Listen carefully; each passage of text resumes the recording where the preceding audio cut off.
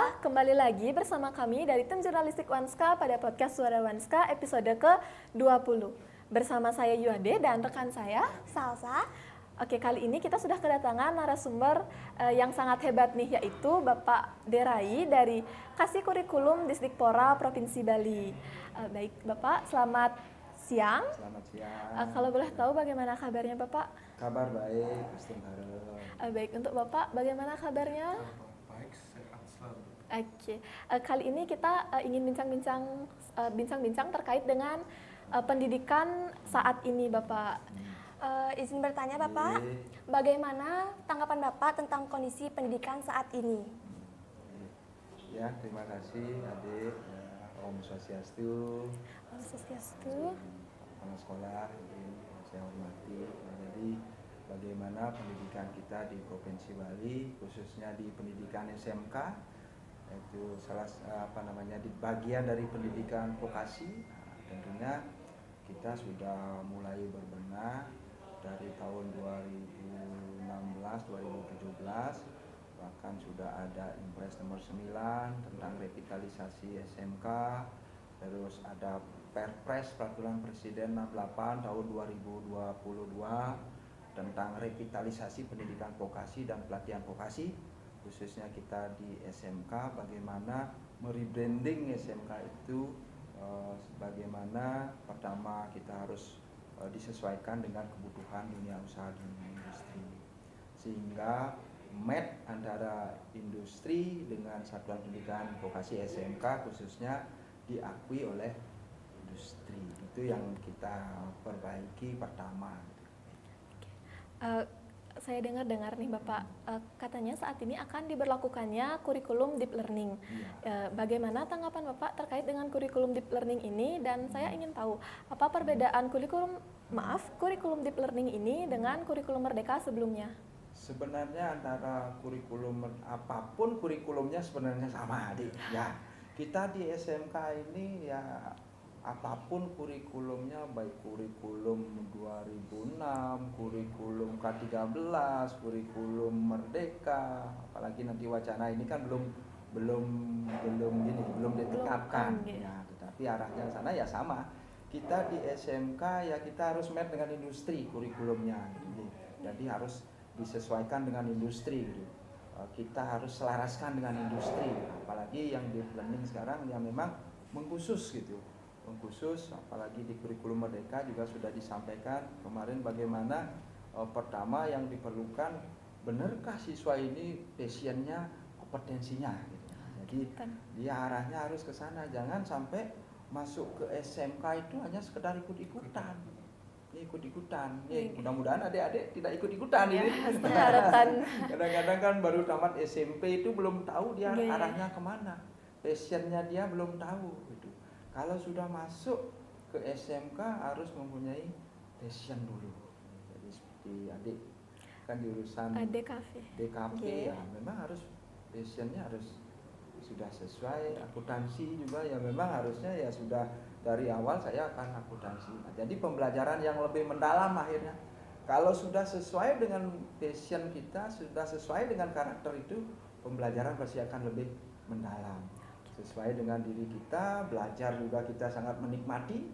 Kalau sudah sesuai kan itu. Kalau tidak sesuai kan terpaksa jadi pembelajaran tidak berjalan sesuai dengan passion kita ini. Jadi itu yang Bapak bisa sampaikan. Jadi intinya bagaimana pembelajaran bisa lebih mendalam, sesuai tentunya arahan ke depannya sesuai dengan kebutuhan di pasar kerja gitu. Jangan nanti setelah tamat rugi belajar selama 3 tahun tidak sesuai dengan kebutuhan pasar kerja. Pembelajaran yang lebih mendalam. Baik, untuk selanjutnya Saya sempat baca nih Pak di sosial media maupun di berita-berita, kan adanya terkait kebijakan pemerintah yang terbaru seperti efisiensi anggaran. Nah, apakah ini bakal berdampak besar terhadap pendidikan ke depannya? Ya itu kan baru wacana ya, belum ini pasti nanti kebijakan itu sudah diagendakan oleh atasan mana yang memang lebih penting mana yang memang lebih mendesak. Nah, itu kan jadi itu kita utamakan. Jadi lebih penting, lebih mendesak tentunya sesuai dengan norma, standar dan prosedur. Pasti tidak ada akan dikurangi. Ya, itu jadi harus apalagi di pendidikan vokasi yang selalu dikatakan sebagai penyumbang pengangguran. Nah, ini yang perlu kita perbaiki pembelajarannya. Untuk Bapak Kepala Sekolah, Ya, siap. apa harapan Bapak untuk jurusan bisnis digital? Ya. Harapan saya tentunya untuk jurusan bisnis digital ini akan semakin berkembang. Ya, bagaimana juga ada beberapa perubahan-perubahan yang dulu namanya pemasaran, sekarang menjadi bisnis digital, sehingga mengikuti perkembangan zaman. Jadi kalau pendidikan itu hanya macet di sana, pemasaran tidak akan ada sesuai yang masuk ke jurusan pemasaran, sebab era ini sudah berbeda. Sekarang justru saya berharap banyak anak-anak kita terserap di bisnis digital ini. Bagaimanapun pula kita di orang-orang bisnis digital dari rumah aja bisa menggerakkan menjual produknya, tidak sekarang pun ke toko dan sebagainya.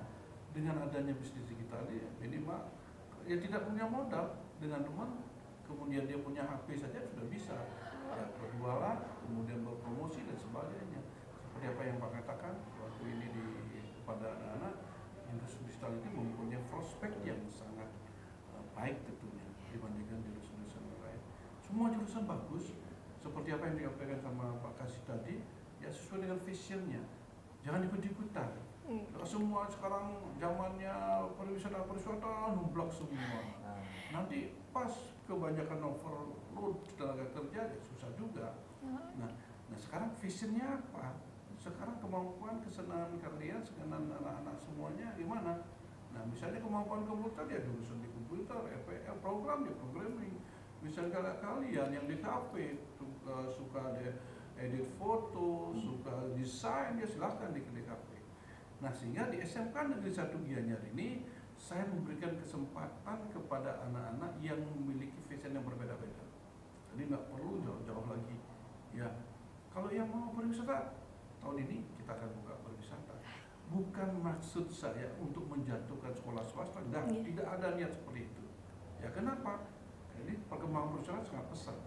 Sementara kebutuhan anak-anak juga untuk keinginan anak-anak untuk masuk perusahaan sangat tinggi, terutama di Gianyar bagian timur. Ya, anak-anak Gianyar bagian timur bisa diprotes sama orang tua. Kenapa tidak buka perwisata?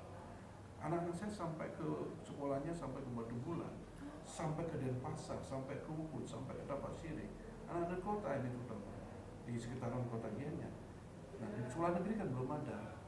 Nah, ini bukan berarti kita menjatuhkan sekolah swasta, enggak, sama-sama berjalan beriring. Bahkan sekolah swasta di Gianyar justru banyak yang mencari sekolah swasta karena tahu kualitasnya dan sebagainya. Sudah ada yang mendaftar duluan. Nah, oleh karena itu mari kita bersama-sama berjalan seirama sehingga anak-anak kita terlayani semua sesuai dengan vision masing-masing.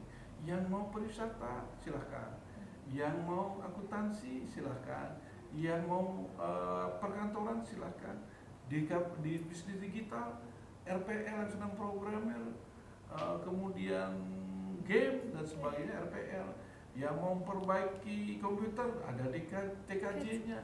Ini sudah banyak pilihan. Jadi masuk ke SMK 1 Gianyar sudah banyak pilihan. Ya, mau kemana kita? Kita sudah siapkan seperti itu untuk melayani masyarakat. Ya, ini yang Wah, berarti keren banget ya. Nanti SMK Negeri 1 Gianyar kedepannya akan ada jurusan pariwisata. Mungkin Bapak tambahkan sedikit apa yang disampaikan Pak Kepala Sekolah tadi. Ya intinya berapapun ada konsentrasi keahlian ini sebenarnya semua bisa ke hotel. Ya. Seperti adik di akuntansi kan ada akunting di hotel. Silakan nanti arahnya ke sana. Begitu juga di DKP ya. Seperti membuat brosur-brosur untuk hotel itu kan diperlukan. Jadi diperlukan juga semua itu. Sebenarnya bagaimana untuk tidak semua berfokus kepada pariwisata. Sebenarnya semua kalau di Bali itu semua bisa masuk ke pariwisata. Tidak hanya di perhotelan aja, gitu. Seperti DKP bisa juga, jadi membuat brosur, membuat untuk promosi hotel, kan diperlukan itu anak-anak kita yang di DKP. Begitu juga dengan jaringan ya, perlu juga. Jadi bagaimana kedepannya anak-anak kita di SMK ini yang outputnya adalah bekerja melanjutkan wirausaha, ya sudah tertanam di jati diri mereka masing-masing siswa. Jadi nanti setelah saya tamat SMK saya mau kemana? Oh, saya mau bekerja. Nah, tentunya kompetensi yang dimiliki harus diperkuat. Jadi saat nanti bekerja sudah siap di industri. Oh, saya mau melanjutkan, ya untuk meningkatkan jenjang yang lebih tinggi. Yang paling penting saya mau berwirausaha. Nah, ini yang Pak sampaikan Pak Kepala Sekolah tadi. Yang di bisnis digital ini ya membuat konten-konten untuk dijual, meskipun tidak punya toko sudah bisa berjualan. Iya, Adik. Baik. Ternyata nggak harus perhotelan aja nih yang masuk kepala, jadi jurusan lain tuh bisa juga. Kemudian selanjutnya Bapak, kita pengen tahu nih, menurut Bapak bagaimana dampak yang akan dirasakan oleh tenaga pengajar dan pelajar terkait dengan perubahan skema pembelajaran atau skema pendidikan di kepemerintahan Presiden yang baru ini? Tentunya tidak ada perubahan skema. Tentunya guru-guru kita semua sudah dilatih, terutama guru-guru produktif ya sudah setiap tahun dilatih melalui upskilling, reskilling ya. Jadi kami rasa di SMK 1 Gianyar tidak diragukan lagi, asesornya sudah banyak itu. Jadi masing-masing konsentrasi kalian sudah banyak asesornya ya. Pembelajaran pasti berjalan. Apa pembelajarannya kita di SMK adalah skema SKKNI. Nah, skemanya sudah diketahui oleh guru-guru produktif kita sebagai asesor. Tentunya skema sudah sesuai dengan pembelajaran yang nanti terjun ke dunia industri. Itu juga program guru tamu sudah diprogramkan di SMK 1 Gianyar. Nah, jadi guru-guru industri yang mengajar, adik kan sudah pernah diajar oleh guru industri juga, gitu kan, guru industri yang mengajar di sekolah, penyelarasan kurikulumnya dengan industri yang sudah dilakukan. Apalagi yang paling penting adalah pengembangan kewirausahaan. Sudah dapat pembelajaran kewirausahaan? Sudah. Silakan nanti itu kalau mau berwirausaha ya. Sekarang anak-anak kita, siswa kita, alumni kita sudah pintar berwirausaha gitu ya. Jadi apalagi berwirausaha secara online gitu yang Bapak sampaikan tadi ya. Cepat sekali untuk berwirausaha. Berarti dari skema pendidikan di kepemerintahan yang baru ini tidak ada dampak yang signifikan? Tidak ada. Seperti Bapak sampaikan di awal ya, bagaimana ranah pembelajaran di SMK ya memang harus kita mengikuti industri gitu. Industri, perkembangan industri sangat pesat. Jangan sampai kita tidak mengetahui. Jadi perkembangan industri sangat pesat. Dengan era digital ini ya kita harus setiap saat guru-guru kita harus magang ke industri. Bagaimana keadaan di industri harus kita ikuti, harus kita sesuaikan, harus kita selaraskan. Terima kasih Bapak kepada Bapak Derai dan Bapak Kepala Sekolah atas informasi tentang kebijakan pendidikan saat ini. Nah, Sobat Wanska, itu merupakan informasi yang dapat kami sampaikan pada podcast kali ini. Saya Yuade dan rekan saya Salsa. Kami pamit undur diri dan sampai jumpa pada podcast Suara Wanska episode berikutnya.